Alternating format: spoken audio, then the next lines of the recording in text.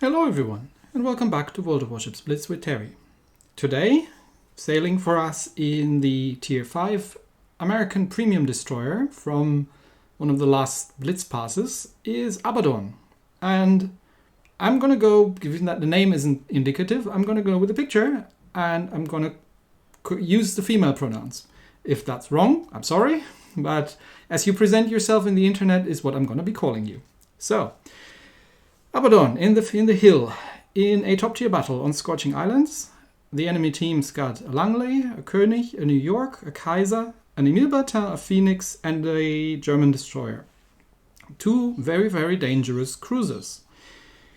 Let's go and take a look at how this turns out. Now, Scorching Islands, I really like this map because of the strategically positioned islands. That's what's called Scorching Islands. That you can use to all manner of fun and hilarious effects. Usually you see that big blob island in the center and the two satellite islands kind of left and right of it. That's my go-to spot. Sort of like right in front of you.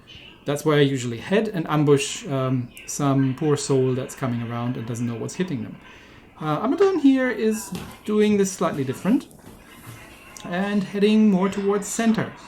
Which of course means that if the carrier doesn't scout, the left flank remains unscouted. Now that's kind of okay because there's a cruiser which can do that as well. I can't remember what that was, but we'll find out anyway. So carrier is starting to send ships out, and Abbadon spots the Phoenix. I would say, by the looks of it, yeah, there it is. Now, a Phoenix is a very dangerous cruiser. You don't want to go engaging a Phoenix in a destroyer.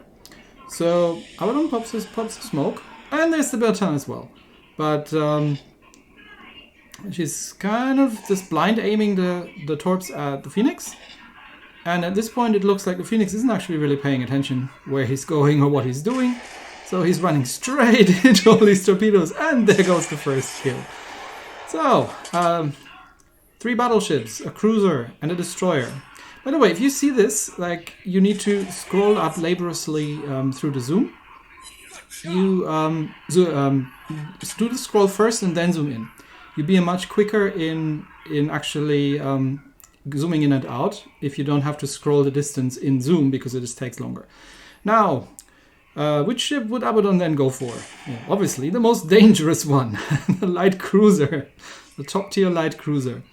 But to be fair though, the Abbadon has other problems because there is the other destroyer, what's that, the Clemson, sailing parallel, and there's another cruiser as well, which probably isn't going to last long. No, the König shows the Phoenix what happens when you broadside battleships at about 3 kilometers range. How's the other flank doing? Well, the enemy destroyer is in the center and is basically faced by 2 battleships, a carrier, and a cruiser. So I'm pretty sure we can kind of let that be for a while. So Abbadon again.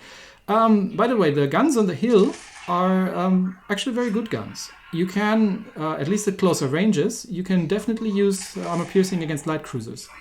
And there's a New York, so we set the Abbadon on fire again. And the Abbadon is trying very hard to torpedo the Clemson.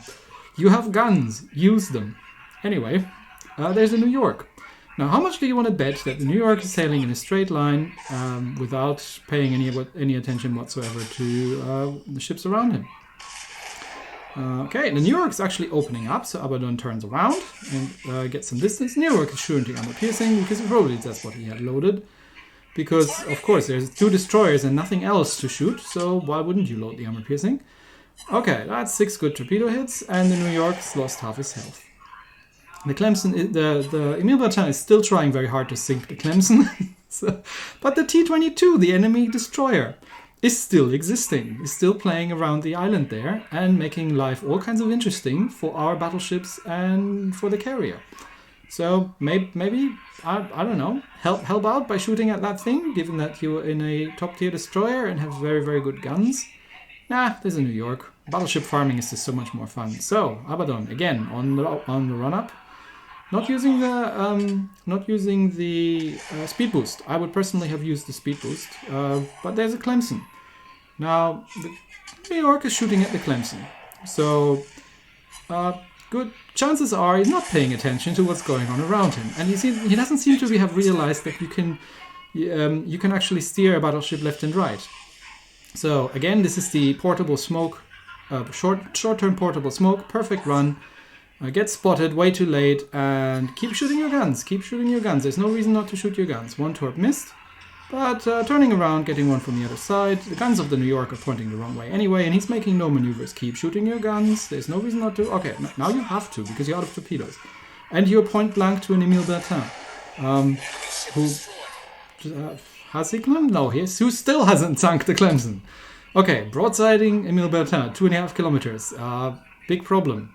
Well, not really, because the Emile Bertin has the situational awareness of a kitten. There's a destroyer right next to you. What are you shooting at? Oh, you're shooting at the Clemson probably still. Well, you're going to see the error of your ways. There comes some torpedoes for you. And he doesn't even realize what hit him. Oh dear. Mid-tier games. Anyway, what's it look like? So, despite all Abbadon's efforts, they're still only 10 points ahead. And remember that T-22 that I mentioned earlier? Well, seems to have cleared up the carrier and is probably chewing through that battleship right now at absolute point-blank range, which means this can go either way. So, Abbadon, where are you going?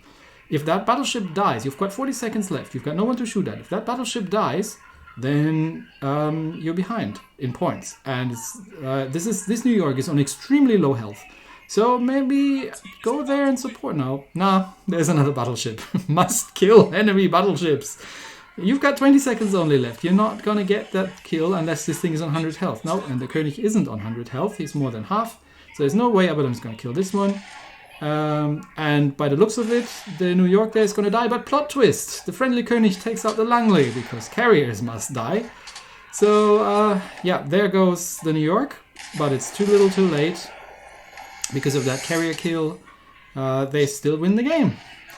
So this was Abbadon in the Hill, showing us why mid-tier games are so much fun. Because nobody pays any attention to what's going on around them. If I had to, probably a lot of this was flawlessly executed. Probably the only thing I would mention is that don't get used to rushing light cruisers like this, even in Tier 5. Because if you encounter somebody who actually knows how to play these things, you are very, very, very dead before you even know what hit you. And try to keep an eye on the score. I know this is tricky because, but try to keep an eye on the score at the points and think about which ship you can support, which ship you can sink, and especially if it's this close, which part is playing is the most dangerous, or which enemy is the most dangerous ship that you can still do something about in the time that you have left. I know this is super difficult, and I don't get this right most of the time either, but it can make the difference between winning or losing a game. But anyway, well deserved, extremely well played in the Hill. The very fun Tier 5 premium American destroyer. Thanks a lot for sending that one in, and I'll see you all next time. Bye.